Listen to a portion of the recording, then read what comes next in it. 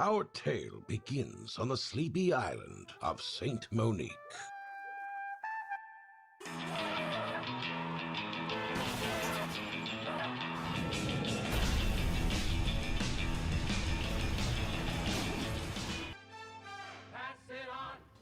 Deliveratallcosts is a chaotic, physics-driven action game that is launched 22nd of May 2025. It is available on PS5, Xbox Series X and S, and also on PC. It's published by Konami and has been developed by Sweden's Far Out Games, and it blends a 1950s Americana with a top-down delivery missions and destructible sandbox world. The narrative unfolds in 3 acts. It starts with quirky delivery missions, escalating into unexpected sci-fi territory. While this premise is intriguing, I did find that the final third of the game did lose a bit of focus. It shifted away from the delivery mission so much, and it got a bit of a convoluted plot with more courtroom dramas and things like that, so it kind of lost its appeal. However, the visuals and the atmosphere are the standout of this game. The game's standout feature is the 1950s aesthetic. It's got vintage radio ads that are period accurate. Its user interface is original soundtrack. The world feels authentic and immersive. The destructible environments are fantastic, ranging from diners to entire neighborhoods. It does add a visual spectacle to this game, and the gameplay is fantastic. Outside of the main missions, there are various side missions where you can explore. It's got a semi-open environment. You can try all different unique vehicles. The only downside to the vehicles are they all literally drive the same. There's no, if you're driving a beach buggy, it's the same as driving a bus, for instance, or an ice cream truck. They don't have any standout features. All the physics are exactly the same for every vehicle.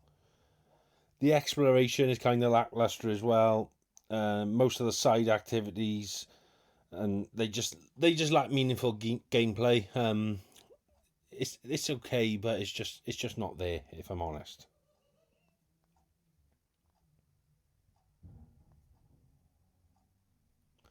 As for the gameplay, it's set in a fictional 1959 city of Monique.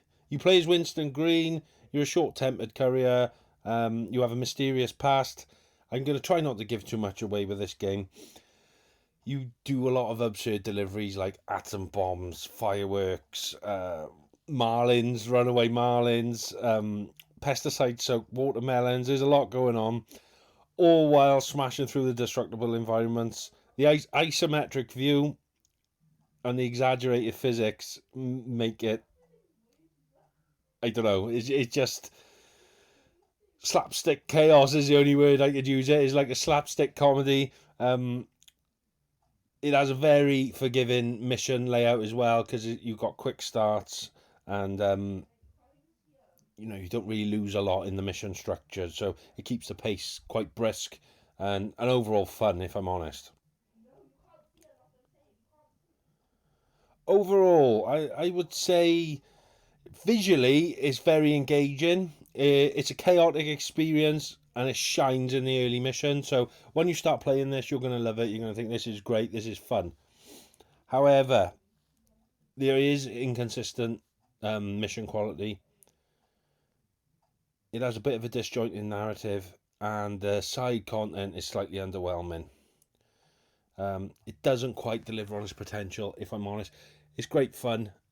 The thing this game has got going for it is its price point. On release is $29.99 English pounds. I think it's about $29.99 US dollars as well. And there's a special offer at the moment as well. It's $24.99. So value for money, you are getting your value for money. It's just missed the trick on a few things. It just didn't quite hit the mark. As for pros and cons, pros, highly destructible environments. It has an authentic 1950s atmosphere, which I really enjoyed the atmosphere. I think it's fantastic. It's got creative and absurd deliveries. You cannot you couldn't write half of it. I don't know how they made it up, but it's fantastic. Cons: inconsistent mission quality, a disjointed and poorly received narrative, underutilized exploration and side content. So overall, it's a bit of a slapstick comedy game, and it is fun. But I do feel, after say 5 or 6 hours, it gets slightly repetitive and it doesn't quite hit its mark as it once did. I do think they could have done more with the open world, made it slightly more interactive. The loading times between cities is quite a wait as well. You know, we're in the era of the PS5, etc.